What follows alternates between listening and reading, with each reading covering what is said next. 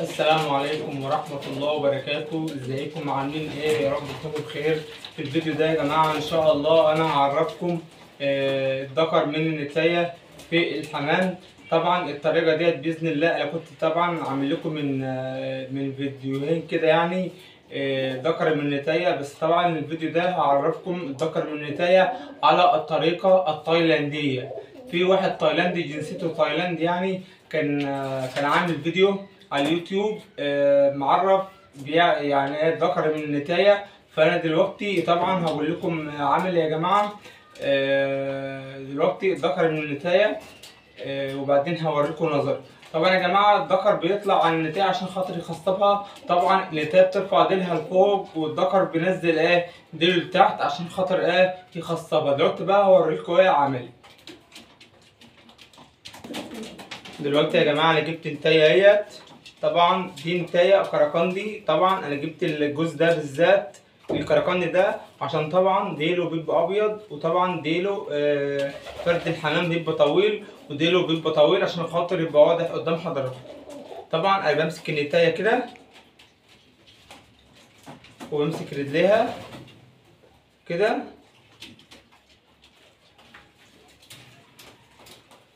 وبمسك جناحاتها كمان، الجناح والرجل كده مع بعض كده يا جماعة، الجناح والرجل مع بعض اهمت.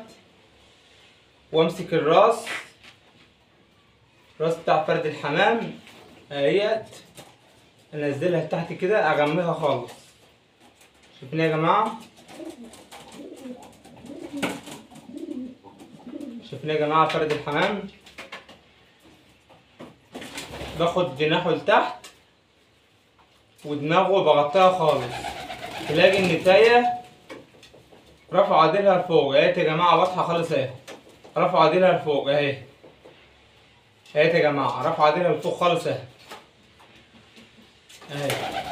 طبعا الذكر طبعا هيبقى عكسها خالص، هيكون منزل ديله لتحت. طبعا اهي النتاية طبعا اهيت. لو فضلت ماسكها كده نص ساعة هتفضل رافعة ديلها لفوق اهي اهي. طبعا هنجيب الذكر نجرب عليه كمان. ده يا جماعة الذكر اهوت، هنزل برضه بجناحه لتحت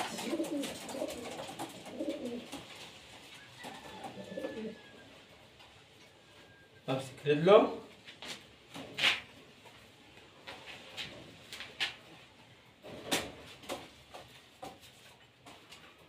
كده اهوت، هتلاقيه منزل ديله لتحت اهو اهوت يا جماعة اهو. الذكر منزل ديله لتحت. طبعا النتاية كانت رافعة ديلها لفوق، الذكر منزل ديله لتحت في وضع التخصيب. طبعا لما الذكر بيجي يخصب على النتاية بتبقى النتاية بتبقى رافعة ديلها لفوق والذكر بيبقى منزل ديله لتحت اهوت يا جماعة. انا لو فضلت ماسك اهوت يا جماعة نص ساعة كده اهوت، ده طبعا ماسك رجله وماسك جناحه ماسكهم وماسك دماغه مغميه اهو. طبعا وضع الديل بيبقى لتحت عامل زي وضع زي ما يكون بيخصب النتاية بالظبط اهو. طبعا يا جماعة دي معلومة مفيش حد يعرفها كتير. بتمنى منكم بالله عليكم يا جماعة اللي سمع الفيديو ده، هو فيديو مش طويل خالص، فيديو قصير، بس بالله عليكم اللي عرف المعلومة ديت واللي شاهد الفيديو بالله عليكم يعمل اشتراك في القناة وفعل زر الجرس عشان خاطر لما اعمل اي فيديو يوصلوا شعار بيه ويعملوا لايك، لان اللايك عندي يا جماعه بصراحه اهم من اي حاجه، لان بيخلي اكبر عدد من الناس اللي هم يشاهدوا الفيديو بتاعي. والسلام عليكم ورحمه الله وبركاته.